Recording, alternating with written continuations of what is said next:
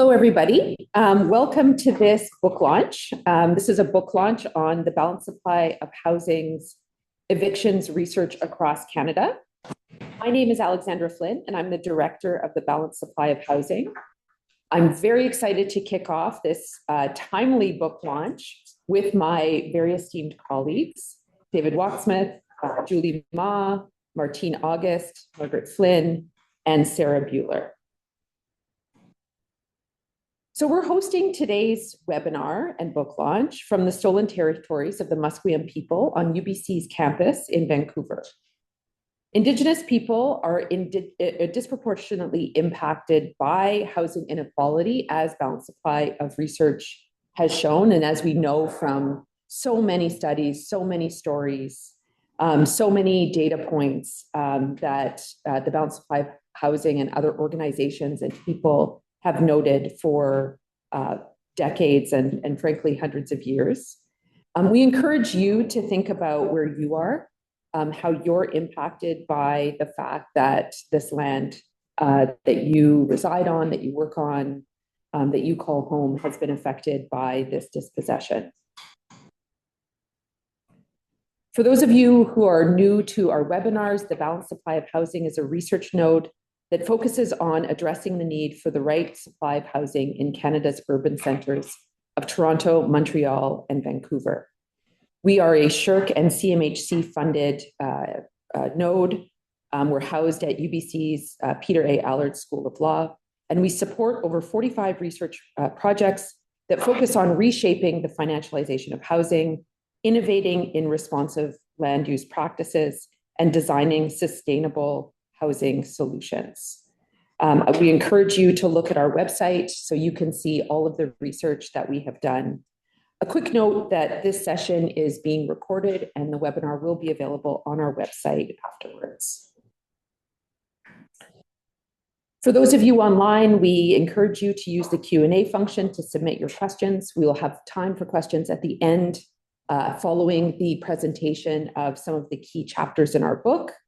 You can also use the Q&A section if you have any technical issues, and we'll reach out directly to support you. To read along, you can enable live captioning by clicking the caption option below. You also have the option to translate captions into other languages of your choice. We've opened up the chat, so please feel free to introduce yourself, and please note what Indigenous lands you find yourselves on as well. So today I'm honored to present amongst many of my wonderful colleagues. I'm going to briefly introduce the colleagues who are going to be providing some summaries of their chapters. Just a note that the book itself is going to be available on Canly. It's an open source peer-reviewed book that we encourage you to use for your courses. You can get a copy printed at a nominal fee. And this has been a deliberate choice in order to make our research as accessible as possible to as broad a number of people as possible. So I'm going to introduce our speakers in the order that they're going to come up and talk. Dr. David Wachsmuth is an associate professor. I might have that wrong. Is it associate? Okay. At the School of Urban Planning at McGill University. He's also the Canada Research Chair in Urban Governance. He leads a team of researchers investigating pressing urban governance issues related to economic development, environmental sustainability, and housing markets. Dr. Julie Ma and Dr. Martine August are respectively at the Department of Human Geography at the University of Toronto Scarborough and at the School of Planning at the University of Waterloo. Dr. Julie Ma is an assistant professor, and she focuses on issues of housing affordability, gentrification, displacement, and evictions. Dr. Martine August focuses on the political economy of housing in the pursuit of urban social justice, exploring themes such as gentrifications and the politics of social mix. Dr. Sarah Buhler and Margaret Flynn will also be presenting their chapter. Dr. Buhler is a professor at the University of Saskatchewan's College of Law. Previously, she practiced law at a Saskatoon firm and served as the supervising lawyer at an organization called Classic, which provided legal assistance for those in Saskatoon's inner city. Margaret Flynn is the Director of Policy Research and Law Reform at the Canadian Centre for Housing Rights. She's an experienced teacher and a lawyer. Prior to joining CCHR, she worked at the Ontario Human Rights Commission. I'd like to shout out to all of our authors who are part of this collection with great thanks and gratitude for their contributions to this amazing book, one of the few that appears on evictions research in Canada. So I'm going to kick off with my own, not really my chapter. It's actually a chapter that was done by Sheila Sojuda and Alina McKay at the Balanced Supply of Housing. And I'm going to talk a little bit about the research that predated it and let you know how you can find more on this topic. So the chapter that's in the book focuses on mapping eviction processes, comparing how eviction protections look across the country. It offers recommendations. And as part of a sort of an accompaniment to the chapter itself, we also have an evictions processes dashboard that appears on the Balanced Supply of Housing website. So the reason that we initiated this work actually stemmed from a bit of a passion project on explaining how complicated, how difficult, how onerous evictions are for the person who is initiating a challenge to them in Canada. So a number of years ago, I asked my wonderful law student, Lillian Callender, to map evictions processes in Canadian provinces in order to have a visual that showed almost like a flow chart showing the effects of evictions legislation on those across the country. Now, we all know in this room that the way that evictions work varies dramatically across Canada. This is part of the reason that many of us, certainly those of us at the Balanced Supply of Housing, are advocating for a renter bill of rights, because the protections or lack of protections that appear in evictions legislation varies dramatically depending on where you're located. So as part of the mapping process, Lillian and then other students who ended up picking up where Lillian left off started with 4 elements of Residential Tenancies Act. These included the notice of termination, which are, the reasons that a landlord can evict a tenant, the dispute period, how long can a tenant dispute the notice of termination, hearings and decisions, who hears an evictions challenge, can the decision be appealed, can a court order compensation to a tenant, and then orders of possession, what are the processes for gaining possession of the unit and who enforces it. So I'm going to show you a couple of these maps, and I hope they come across in the way that they were intended, which is really to show how complicated the process looks for those who are tasked with it. It takes a great deal of individual knowledge and understanding of the intricacies of each piece of legislation and how it works in order to navigate the system. And as Dr. Wachsmuth pointed out yesterday in another event that we were hosting, these acts are not written with the presumption that it's going to be an uneven playing field between the tenant and the landlord. They are very landlord friendly to a large extent. So, and that is especially true of the 2 flowcharts that unfortunately I don't have time to go into at great detail, but you can find on our Balanced Supply of website in British Columbia as well as in Ontario. And building on this research, we decided to go even deeper into the nature of Residential Tenancies Act. Our friends at the new Housing Alternatives Partnership have also been wonderful partners in this research in terms of combing the detail of legislation and rules that are needed to truly understand what's happening with eviction work. So as part of this second project, following from the flowcharts we created, Alina and Ella and Lauren, who were other research assistants who worked for us at the Balanced Supply of Housing, did an in-depth review of the RTAs, looking at eviction processes in Canada's provinces. We decided to look at every province, and then because of the NHA, we were also able to include information from Canada's 3 territories as well, to ensure that this information was as legally valid and as accurate as humanly possible, given that what's, as one of my mentors says, what's in the books is not always what we see in reality. We had legal experts from across the country review our findings. So the elements that were looked at in terms of the jurisdictions, I'm not going to read all of them out, but there were 12 elements of the eviction process that we focused on. And so again, this is where we looked at the relevant residential tenancy acts in each jurisdiction to understand what the rules said about each of these elements. We then, or I'm not going to take credit, but Alina and Ella and others and Ellen then put them on an eviction process matrix, which mapped every element of these different elements of the residential tenancy process. And then the authors decided to create a rating scale to basically map alongside it what the best practice might look like. So what would a 5 look like, meaning that it offered an advanced level of protection. Now we're looking at the Canadian context, so we're not picking up on what might be a perfect solution to residential tenancy protections if we were going to design the system from the ground up. But what is a 5 relative to other jurisdictions in Canada, and what's a 1?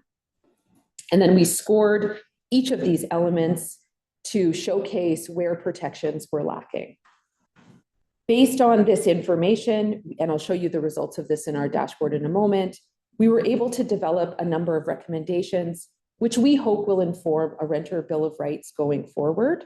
Again, I'm not going to read out each of our recommendations. You can find them on our website, but they note the elements that really do lead to residential protections being lacking in each of the jurisdiction. There's no perfect jurisdiction in Canada. I guess that's the TLDR for all of you, is we have a very fractured and very difficult and quite imperfect approach to evictions across Canada. So now I just want to showcase the Canadian eviction process comparison. This is an interactive dashboard that allows for comparison across the country. It's meant to also demonstrate in terms of which different elements, which jurisdictions are the most lacking, or maybe put another way, which jurisdictions are doing things a little bit better than others. What we see is that there are not only eviction protections that are very different across the country, but we can also see that there are examples of where security of tenure can be strengthened in different areas. We can see examples of jurisdictions that are doing it a little bit better than others. So please, if you can, check out our chapter in the book. We also have another chapter that's looking at the effect of data in relation to COVID protections and what that meant. But not going to talk much about that. You can find that in the book as well. Instead, I'm going to turn it over to David to talk about his chapter.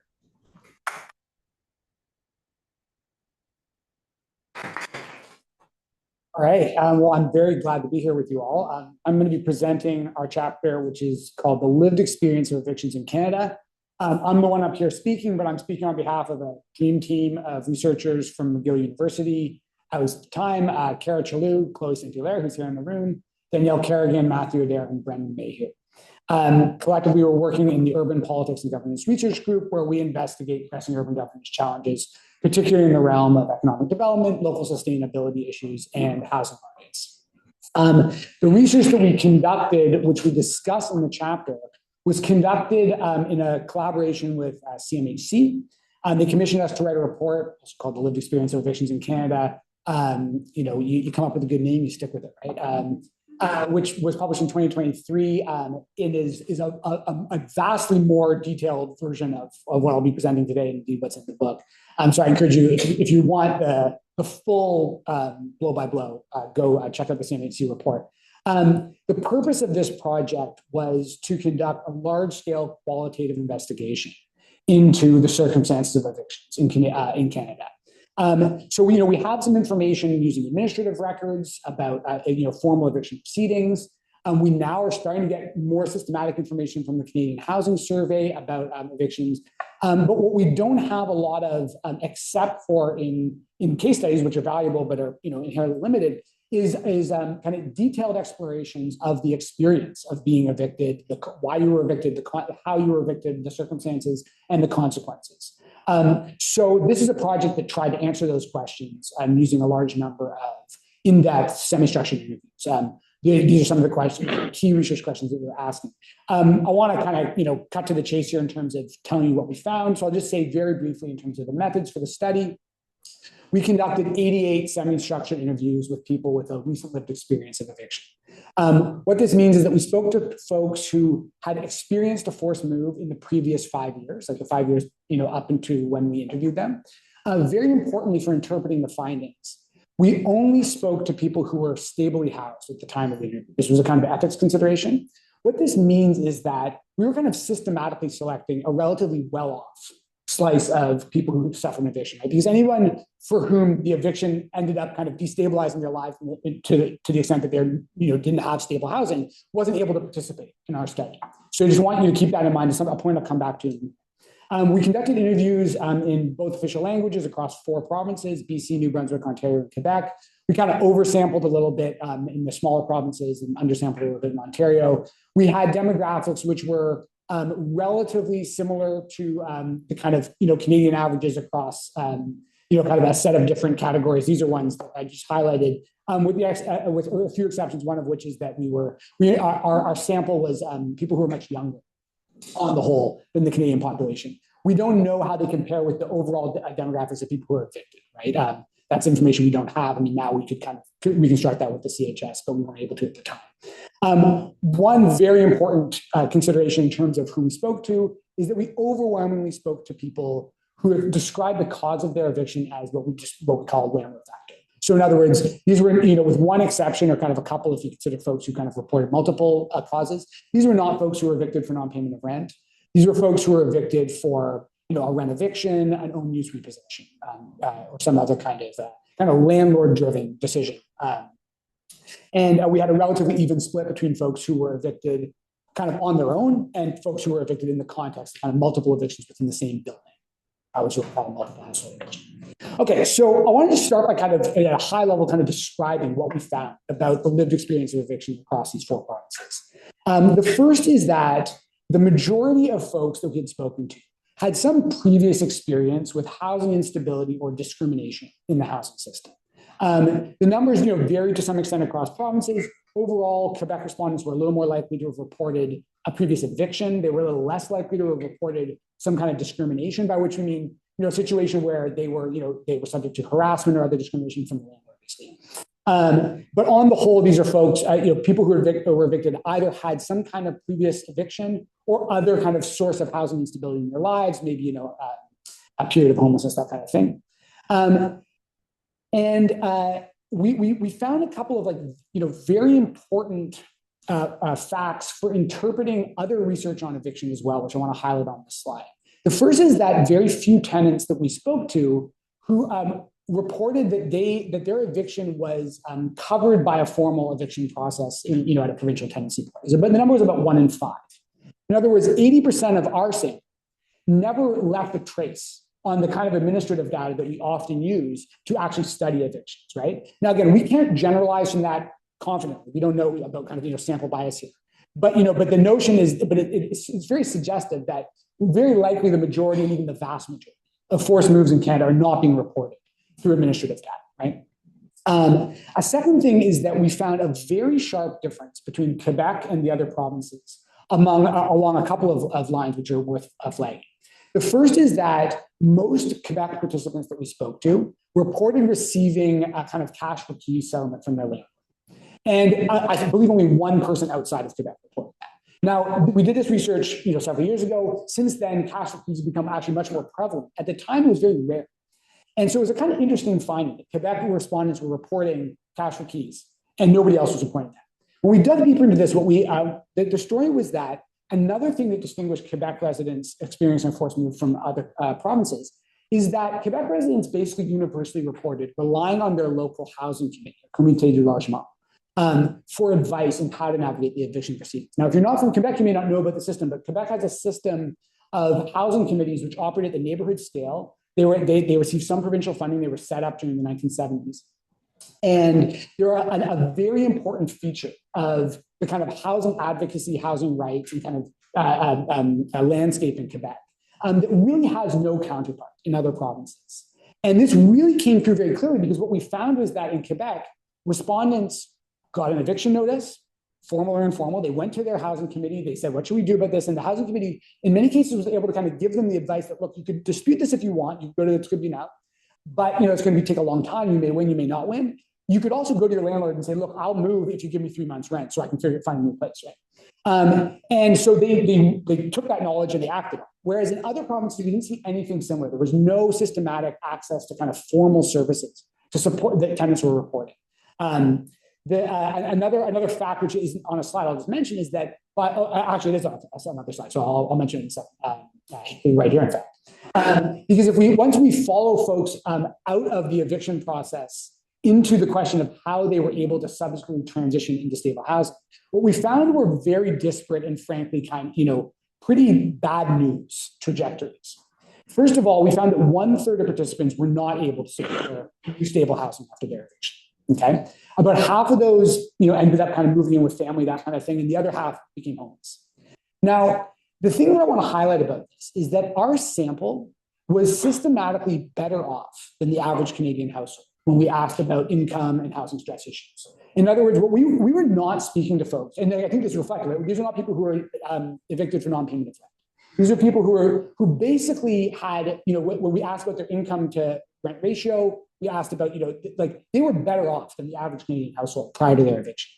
And yet, of those folks, 1/3 of those households ended up in housing instability, and 6 of those households ended up, fully homeless. Right? The point here is that there's strong evidence supporting a kind of a claim that's been developed by Matthew Desmond in the States most prominently, that eviction should be better understood as a cause rather than a consequence of poverty and precarity. Right. In other words, it's not a situation, there for many people, an eviction is kind of the tail end of a kind of deteriorating household situation. But that's not who the folks we were speaking to. We were speaking to people who were stable. They were paying their rent. They were making it work. But once they were evicted, the eviction itself became the cause that kind of spiraled them into a situation of greater instability, which in many cases ended up with homelessness. Also want to highlight that racialized and Indigenous participants were nearly twice as likely as white participants to fail to find stable housing immediately after their eviction. And Quebec participants were much less likely than others to fail to find stable housing. And this, I think, is very tightly connected to the previous slide. There's Quebec respondents, even though they face similar situations of, now I need to find a new apartment, asking rents are always higher than average rent, so you're going to have to pay more if you want to find housing. They had 3 months rent in their back pocket that systematically folks in other provinces didn't have, and it seems that made a big difference.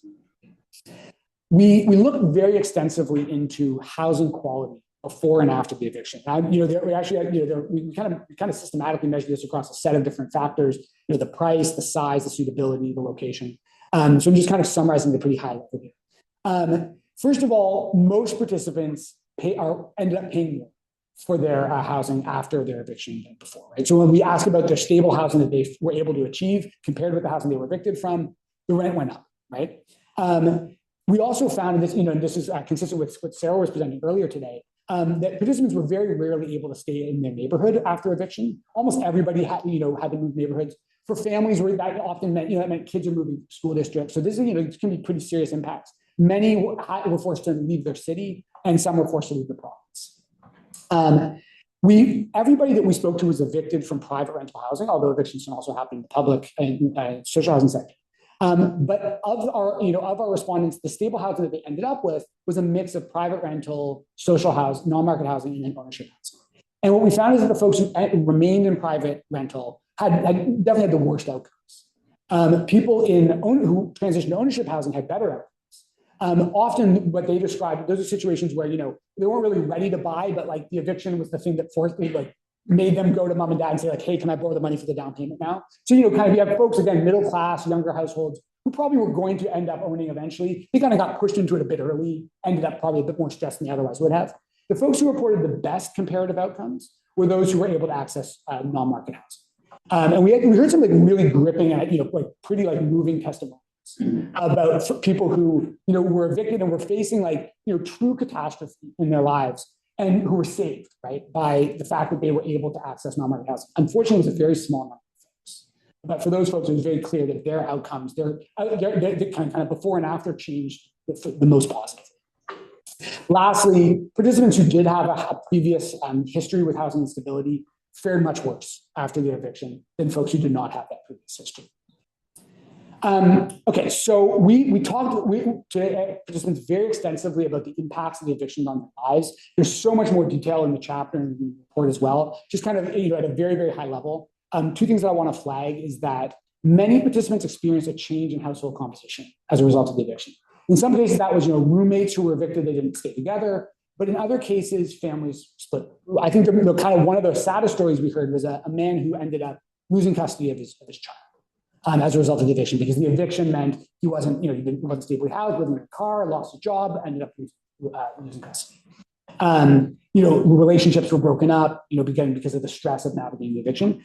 I think every single participant, with I believe one exception, reported a range of different negative emotional outcomes. Stress, anxiety, fear of becoming homeless, right? And again, we're talking about folks who did well on the whole. Right? These are not folks who ended up long term. These are folks who did find stable housing, and all of them, they reported very serious, mental health impacts of the eviction.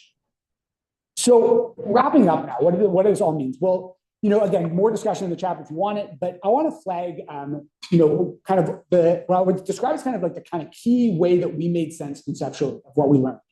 And that was to identify that when we're dealing particularly with landlord factor evictions, we have to think about evictions as a decision by the landlord to evict the tenant, right? And that's true also for non-payment of rent, but it's just always true that the landlord is the one who decides to evict the tenant. And therefore, we want to think about how evictions work. We should think about landlords' incentives to evict tenants and landlords' capacities to evict tenants. So we kind of ended up with a 2x2 table, which is, those who know me know is my favorite form of analysis, where we can distinguish between like a soft and a hard rental market. In other words, low incentives to evict because you may not find another tenant right away, versus high incentives to evict because you'll find a new tenant and you'll raise the rent. And then also, high capacity or low capacity to evict based on the strength of tenant protections.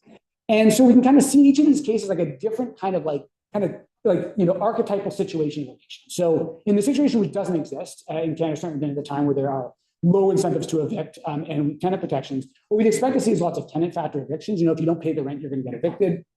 But we just don't see that much in Canada. What we do see is a situation where, with high incentives to evict and tenant protections, which is New Brunswick at the time. They've since changed the rules, but at that time you didn't need a pretext to evict. What we saw is lots and lots of people reporting that they were evicted basically as a retaliation from the landlord. They said, "Hey, I don't want that rent increase." And the landlord says, "Well, you're gone, and you can't fight that." We also didn't see a situation where strong tenant protections coexist with a weak, with a loose soft rental market. But we did see for sure the situation in Quebec where you've got a tight rental market with lots of incentives to exist, but the rules are pretty strict, preventing that. And what we see in those cases are landlord factor evictions being lots and lots of own use repossessions, which felt pretty suspicious when you kind of dig into that, as well as the cash settlements, right? Landlord really wants you out and is willing to pay for it. So last slide, we asked folks what they would recommend for changes to eviction rules. What we heard very clearly was limit own use evictions, because that clearly is the largest source of loopholes. It's not something I could go into here, but you can read about it. Also, the idea that we should be making tribunals the rule rather than the exception in eviction cases. Make landlords go to the housing tribunal to get positive permission for an eviction, rather than put the onus on tenants to dispute an eviction. And in most cases, they're not going to do it. They're not have the capacity to do it. And then lastly, I mean, it's a broken record kind of thing, but it's just as fundamentally true. We need to invest in non-market housing. People who were evicted into non-market housing had much better outcomes. It's clear that that's a vital portion of the landscape here, which just doesn't exist in practical terms, and it should exist. So thanks so much. Go read the chapter.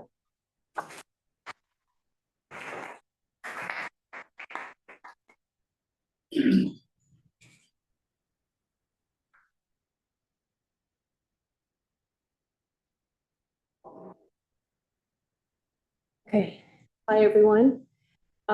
So our chapter is titled Above Guideline Rent Increases, HIs, and Financialization in Ontario. My co-authors on this chapter are Chloe Saint-Hilaire and Martine August, both from the University of Waterloo.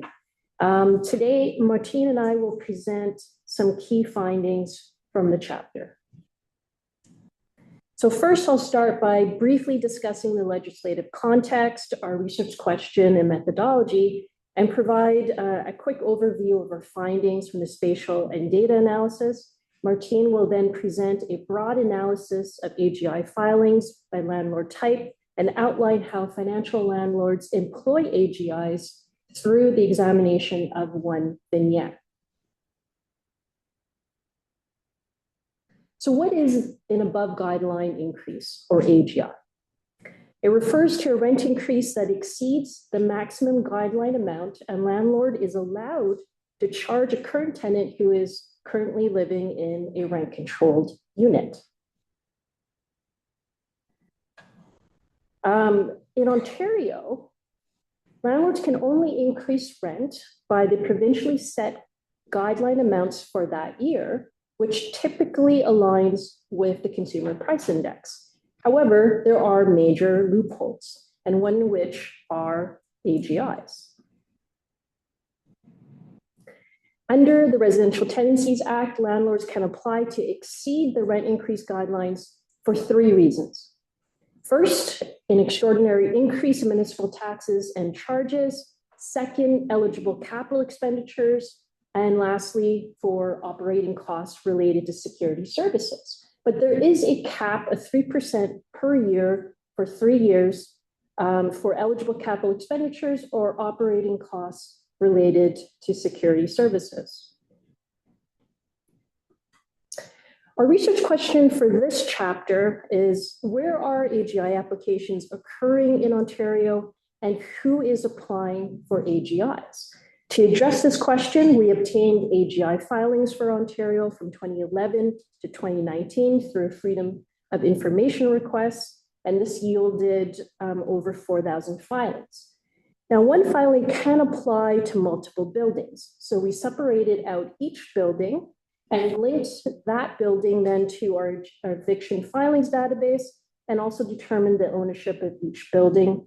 And we then conducted a spatial and data analysis. So I'm going to go through this very quickly. If our chapter does go into more detail about this.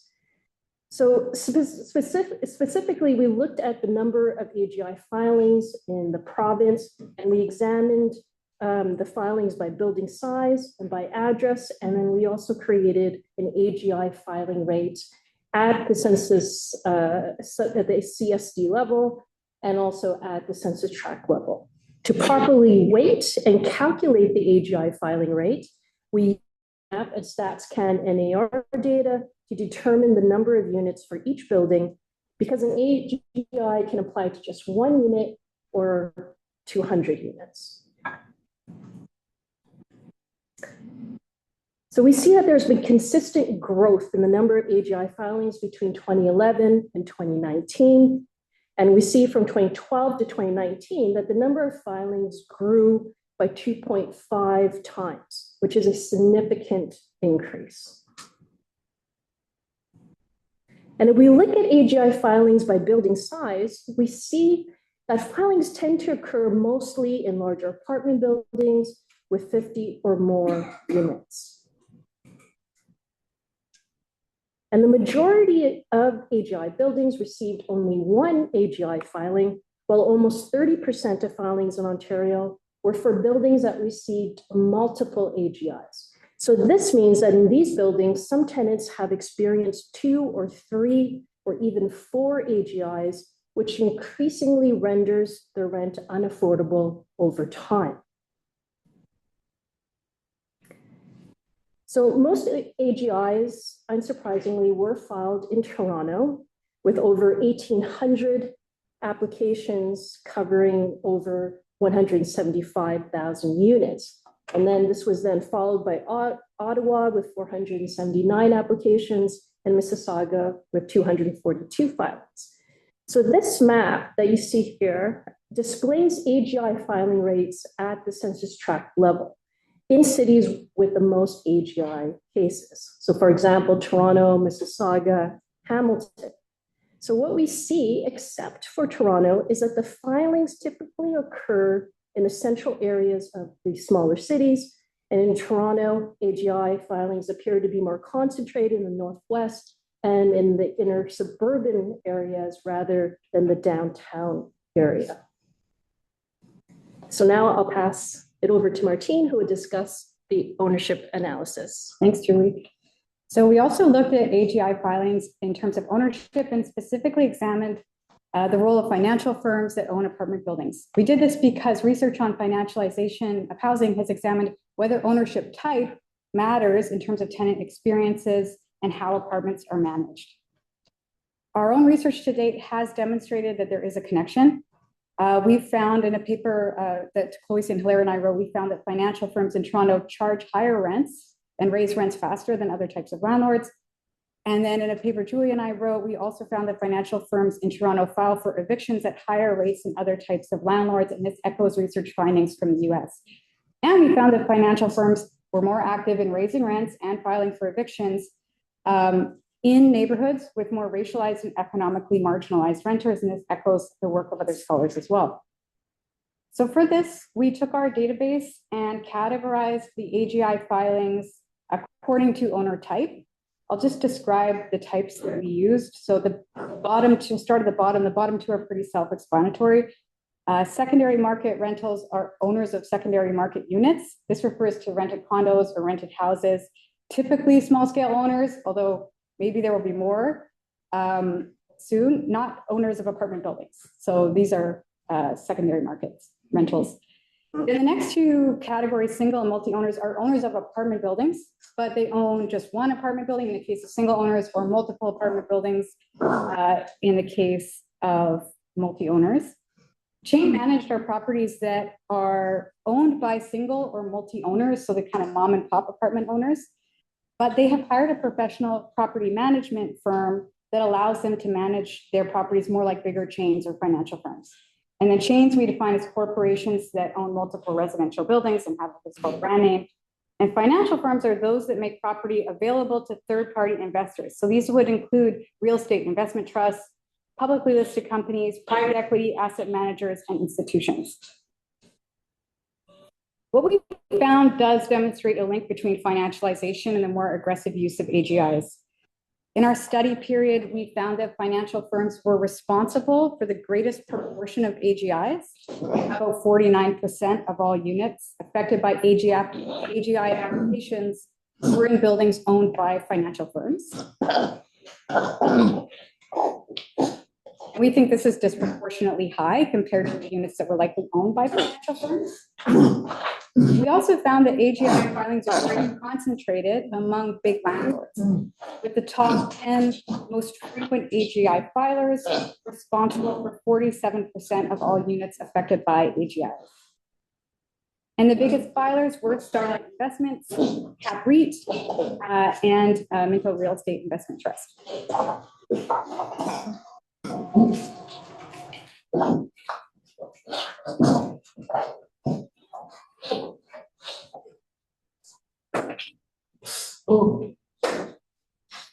When it comes to AGIs, these firms are using them as a revenue generation tool. So this is not a question of being made whole for renovations they cannot afford. It's not about trying to get buildings up to code or ensure structural integrity. These are some of the ostensible goals for AGIs. But it's a question of strategically using AGIs as a loophole that allows for rent increases and growth in their company's bottom line. And you can see here some quotes from some companies that financial firms talk about how they view AGIs in this way. So Cap REIT, for example, describes AGIs as a way to increase monthly rents. And they specify that they use them when market conditions allow. So again, this isn't about a pressing need to recoup costs. It's about whether the prevailing rent in a local market will make it worth their while to carry out some upgrades that will end up then generating more revenue. So the AGI is pursued to return more profits than are invested in upgrades. And this is why we see sophisticated financial firms using more of these. It's part of their revenue generation strategy. Similarly, this quote from InterRent Real Estate Investment Trust describes how they use AGI as part of their approach to generating higher revenues, which they call their repositioning effort. In our chapter, we looked at a couple of vignettes of properties where AGIs had been applied, and I'll talk about one today, which we call the Crosstown Towers. You can see multiple AGI applications. There are 4 applications over 5 years. This is a building in Weston. This is an area that has a higher proportion of Black renters, seniors, and low-income households compared to the city of Toronto as a whole. In 2013, this building was bought by Starlight Investments, Canada's largest landlord, and they applied for AGIs in quick succession, totaling almost 11% in increases over these years, which are charged on top of the annual guideline increases. You can see that the AGIs were pursued for upgrades to balconies, the parking garage, roof repairs, and boiler upgrades. I think that a lot of tenants would recognize balcony upgrades here. This is an upgrade that you often see being used in AGI applications. It's also extremely disruptive. You lose the use of your balcony, there's very noisy, there's lots of dust, and then this ends up getting followed by an increase in rents when tenants would rightfully feel entitled to compensation. And you can see here how the rent has changed over time in this building. So AGI filing data shows a $200 increase between 2014 and 2017. And then by 2022, the asking rents of this property are more than twice what the rent was in 2014. So this is massively increasing what tenants are being asked to pay and arguably contributing to processes of gentrification and displacement in this once affordable area. So to conclude, our chapter looks at AGIs in the broader context of rent control. While Ontario has rent control, we've examined how exceptions weaken its power. For units that were built after 2018, there's no rent control at all. Vacancy fee control allows landlords to raise rents as high as they would like whenever tenants move out. And for tenants who do not move out, AGIs, which we're talking about, allow landlords to raise rents higher than the guideline limit. So we see AGIs as a loophole that weakens rent control and prioritizes landlord profit making over security of tenure and affordability for renters. In recent years, coinciding with the financialization of housing, we've seen more landlords using AGIs to raise rents. The number of AGI filings rose by 2.5 times over the study period. And this is because it's increasingly being used by firms, especially sophisticated financial firms, as a tool in their toolbox to maximize rent increases and generate higher revenue. As we found, financial firms apply for these the most. They're responsible for nearly half of all units affected by AGIs in our study period. And so to conclude, this matters for those of us who are concerned about affordability, tenure security, and the right housing. Thank you.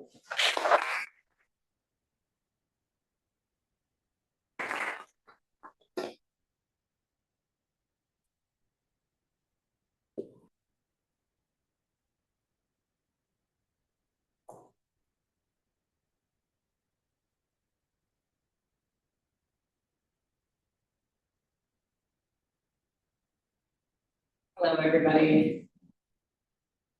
Sarah and I wanted to share with you the work that we, as a team from the University of Saskatchewan and Canadian Centre for Housing Rights, conducted on evictions for rent arrears in Saskatchewan. We reviewed just under 2,000 cases before Saskatchewan's Rental Housing Tribunal for the calendar year 2022. Here are 3 stories from those cases. A tenant accrued just over 2 months of rent arrears around the time she gave birth and was hospitalized. The tribunal issued an eviction order. A tenant couldn't meet a rent deadline on the 1st of the month, but paid later that month after they received their family allowance payment. The tribunal issued an eviction order. A tenant owed just over $2,000 in rent arrears, was dealing with a serious family crisis, and reached out to the tribunal to indicate they could not access the phone to join the eviction hearing. The tribunal issued an eviction order.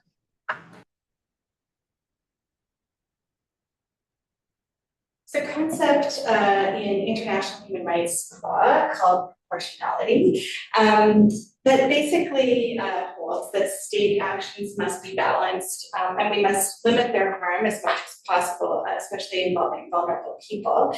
In housing, proportionality means that the state or any government body, including landlord-tenant tribunals, should only evict as a last resort. So in this study, we were asking if adjudicators in Saskatchewan eviction decisions are using eviction only as a last resort. That's the foundation. So the law on the books in Saskatchewan is actually pretty broadly consistent with a proportionality framework. Saskatchewan's landlord and tenant legislation specifically says that when adjudicators are considering evictions, they have discretion to make an order that is quote unquote just and equitable in the circumstances. And the courts have affirmed that even if an eviction is entirely justified under the law in Saskatchewan, an adjudicator doesn't have to order that eviction, but instead they can substitute something else other than an eviction that is more just and equitable. So this type of balancing really speaks to a proportional approach. So the foundation on the books looks good, but we wanted to see if the reality reflected what was on paper. So in our research, we looked at one calendar year. We looked at the year 2022 of decisions in Saskatchewan, where adjudicators had to exercise discretion. They had to decide whether or not to evict. And we looked at rental arrears cases, which are the most common type of cases in the reported decisions. So we looked at a total of 1,906 cases. It was a manual reading and review. And we believe that this sample is actually all of the eviction decisions from that year because our tribunal publishes all of it. So in our data set, landlords were successful and received an eviction order over 99% of the time. We also found that most tenants didn't attend their eviction hearings. About 65% of tenants did not attend. But we found that regardless of whether tenants showed up at their hearing or not, they received eviction orders at a rate of almost 100%. However, tenants who showed up at their hearings were more likely to get a delayed order, so a little bit more time to move out. So corporate and financialized landlords definitely dominated the eviction landscape. They made up 59% of the landlords bringing forward eviction cases for rent arrears. And we also found that most tenants were being evicted for owing under 2 months of rent. And in most of the cases, under $2,000, and in many, many cases, several $100s, and perhaps in some cases only a few dollars, and actually in some cases they owed $0 at the time of their eviction. So we found that it was very rare for adjudicators to use their discretion to avoid eviction. As we already shared, evictions were ordered over 99% of the time amongst the cases we examined. When we looked for indicators of tribunal engagement with tenant circumstances, the findings were really concerning too. Only 62% of the decisions referred to the specific circumstances of the tenant. Only 10% of the decisions made findings of fact or credibility with respect to tenant circumstances. Only 9% of the decisions stated what outcome the tenant sought or suggested. Just over 10% of the decisions contain reasons for how the tenant's circumstances either led or didn't lead to the outcome. And only 2% of the decisions considered outcomes that had been chosen in past cases with similar circumstances. So some advocates are urging, other provinces to adopt legal protections for tenants similar to what we have in Saskatchewan. The ability for hearing officers to exercise discretion and not move to eviction.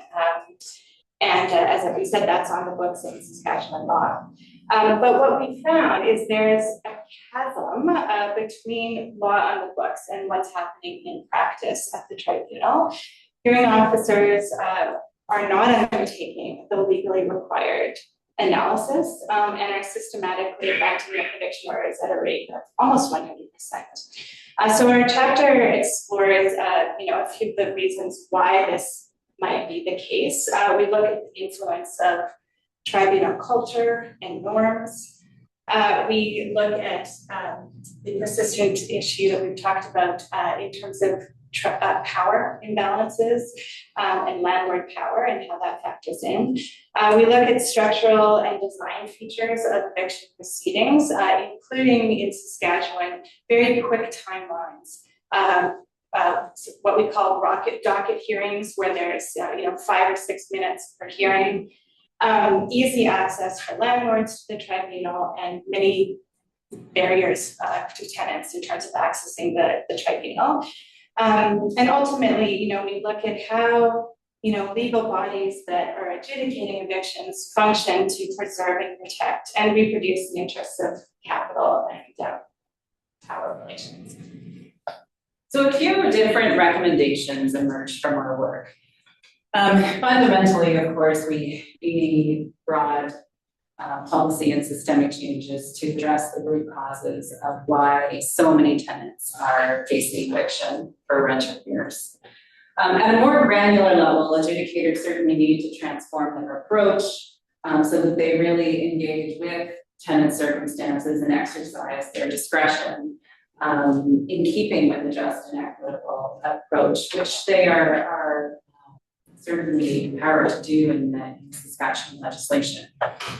They need to address power imbalances and engage with tenants in a trauma-informed manner. The tribunal also needs to take a different approach to managing its caseload. As Sarah has mentioned, right now it emphasizes speed. Hearings can be scheduled for just several minutes each. We need much more emphasis on high quality hearings and reasons. Tenants also need free legal representation. In our data set, 96% of tenants who appeared at their hearing were not represented. They were self-represented. A legal representative could help them advocate for discretion to avoid eviction. And broadly speaking, anyone advocating for law reform certainly needs to be mindful that changing law on the books is not enough. We need system overhaul to recognize the power imbalance and the trauma faced by tenants whose lives really are in the balance in these circumstances. But ultimately, policy makers and eviction decision makers must confront a fundamental question about whether landlord interests or financial interests in eviction cases should so easily and so routinely trump human beings' need for shelter and a place to call home. Fortunately, for those of us who care about access to justice and the human right to housing, the status quo is not inevitable, but rather results directly from human-made structures and processes. This means that a different approach where eviction moves from a first resort to a last resort remains possible. Thank you.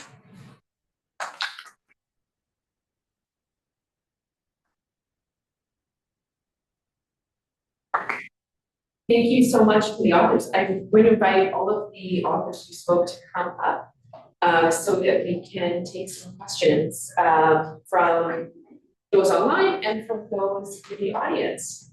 So I'm going to start with a question from the audience. Sam Roberts. A quick question for Margaret. On the evictions piece, you were talking about legal representation, and I wonder, did legal representation result in no eviction? Like, did that help anybody? The proportion of people who were represented by legal professional was so small, I think we can't really draw any conclusions. As I said, 96% were self-represented, but not the remaining 4, that those weren't necessarily represented by legal representatives. Some were represented by a friend or a company with a friend, things like that. So very, very small sample. Okay. Yeah. Thank you. Is there anybody else who has a question for the authors? Alan Watts. Yeah, I just have a quick question about, again, this is also directed to last presentation. But I think the key question here is who those adjudicators are and who's appointing them, right? So the appointing process itself clearly is under fire. So maybe if you can. Maybe I'll just repeat the question for those who are online. So the question was, who are these adjudicators who are making decisions? Is there anything that we can do about that? We don't have a ton of information. It's an administrative tribunal, so they are appointed by the government. They are, supposed to be independent. Often, many of them are lawyers or retired lawyers, but more recently, I think there are quite a few that are not lawyers and don't have a legal background. Is there a body that recommends who to appoint? And I mean, the Saskatchewan government is a conservative government right now, right? So is it basically listening to the landlord lobby? That's what came to mind, right? Yes. I have thoughts about that. I don't have a lot of information to share about that, but yes, those are questions worth exploring. Yes, Dean Williams. Yeah, thanks for all the amazing presentation. One of the things that I think to the last presenters, it would be interesting to understand, I think even to further categorize the different landlords, like further categorize the different landlords themselves to understand how certain landlords are using administrative law as a way to advance their economic interests. And it's something that I know me and Margaret had a conversation about yesterday in terms of understanding how the laws are themselves a part of that business strategy in increasing the revenue performance of the assets that they do own, and how adjudicators and the entire legal system itself is operationalized within a business strategy. Okay, so the question is, it would be interesting to look at how different types of landlords are operating within the space of these hearings, and I think in terms of using the law and the tribunal, for sure I have, I think it wasn't in this project, but I have looked at that data for sure, and certainly you can see here, the majority of landlords are financialized and corporate entities, non-human entities. One of the things I found in my other research is they are, and I think it's consistent with what we've heard already. The other people, they're moving very, very quickly to eviction. Like the minute that his eviction is legally allowed, they're at the tribunal much quicker than the other types of landlords, for sure. Yeah, and one thing that was just so striking in the review of the cases is just seeing the cases where the landlord proceeds with seeking an eviction after the tenant has paid off all their arrears, and there were, this was not an isolated incident, so it just really raises all sorts of questions there too about what the purpose is, what's happening. Yeah. I just want to pull in all of the authors for the question about data. So evictions data has been a big struggle, and that's part of what makes this book, in my view, obviously biased, but part of what makes this book so special is that the authors are using a lot of innovative data methods to unpack and understand evictions across jurisdictions, and sometimes in one jurisdiction, but across subject areas. I'm just wondering if all of the author teams can comment on the data side of it. What were the biggest struggles that you experienced in getting the information? Is there information didn't get that you wish you had and that you would consider using to deepen your study? So maybe I'll start with Julie Martine to answer first.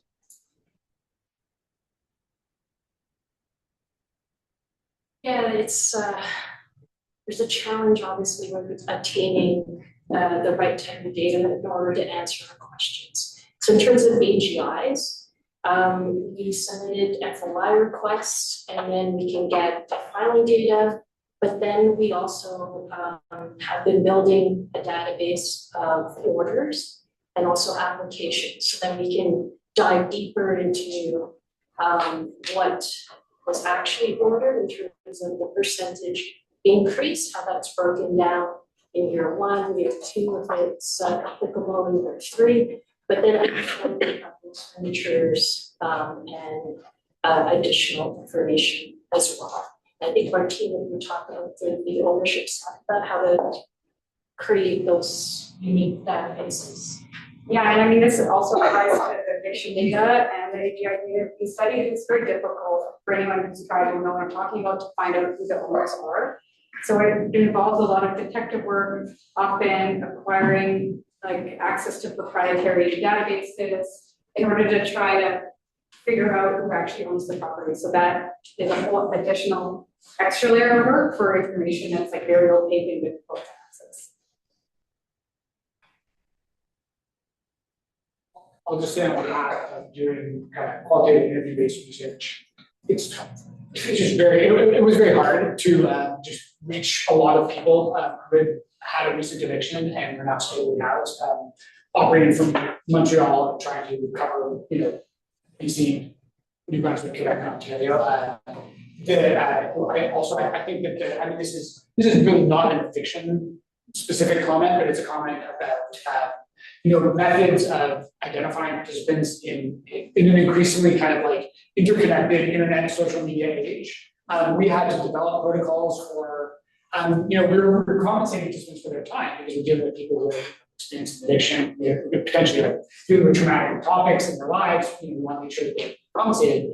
But we got a lot of, we had to screen a lot of participants who we felt were not actually folks who've been evicted. The kinds of issues which don't come up in kind of smaller case studies because you can kind of more feasibly work through existing connections and our local partnerships in ways which are kind of stream when we're operating at the national scale. So, I want to kind of put in a plug for the federal government devoting some of its considerable resources to making high quality systematic information and data available about this topic. We now have a Canadian housing survey which is asking about evictions. There isn't any meaningful, easily accessible data releases connected with that yet. I mean, there are very small pieces, but trying to actually work with what should be a big resource for doing research on eviction, a systematic high sample size survey is not yet very easy to do, and I think that's a kind of an obvious step that would make work like ours a lot easier to conduct.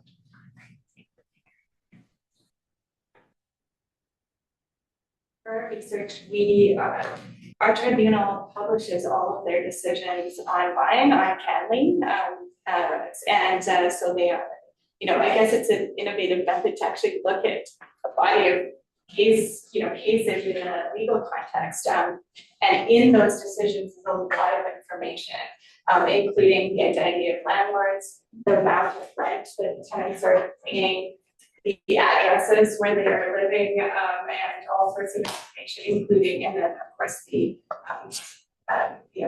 look at the decision-making processes like itself as it's written. So we're almost at the end of this webinar, so I'm going to ask the panelists one more question, which is, what do we know more about evictions because of your chapter? What piece of information is answered? You had a question? Oh, Nima had a question. Oh, my question was for Julie and Martine. It's interesting that you're trying to take the AGI orders and trying to understand what sort of work and what sort of how these particular, how these particular landlords, like how many times they're filing, like what are the percentage? I was wondering, because this was something that I was trying to do maybe 2 years ago, and I was wondering if you came to like one of the biggest stumbling blocks that I found was that you would order these, like you submit an FOI and you'd order for these batch of orders, but then some of the cases were not completed yet. And how did those impact in terms of, I guess your temporal period? Because one of the things that I tried to do was I tried to take from like 2011 to like 2023, but then there were cases that were from 2021 or 20 there was no decision made, and it was like an incomplete, and so it reduced my sample size as a result, because there's limited number of cases that were actually completed with the AGI course. So I was wondering if you ran into that particular issue. Yeah, thanks for the question. So we were just focusing between pandemic years. Okay. So 2011 to 2019. Okay. So most of that was, we didn't run into that. Okay. Yeah.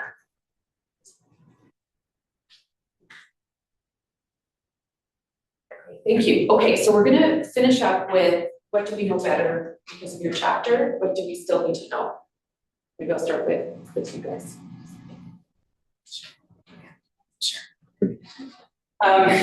Don't rest with a protection on the books alone. Make sure it's really tight, and make sure that there's the practice and the enforcement and the follow through to be paired with it. I'll reiterate that evictions are a cause, not a consequence of precarity, and we should, policies should treat them that way. I will also reiterate that eviction proceedings are the tip of the iceberg, and so we need to be multiplying in our minds those numbers by probably something like 5 if we're trying to understand the true prevalence of enforcement of evictions. I'll just reiterate the point about AGIs being a strategy to increase rents and generate more revenues for landlords. And we should see them that way as a loophole that's used to get around rent control and drive more profits for landlords. And so we should get rid of them. Thank you so much to this amazing panel. Please join me in thanking them for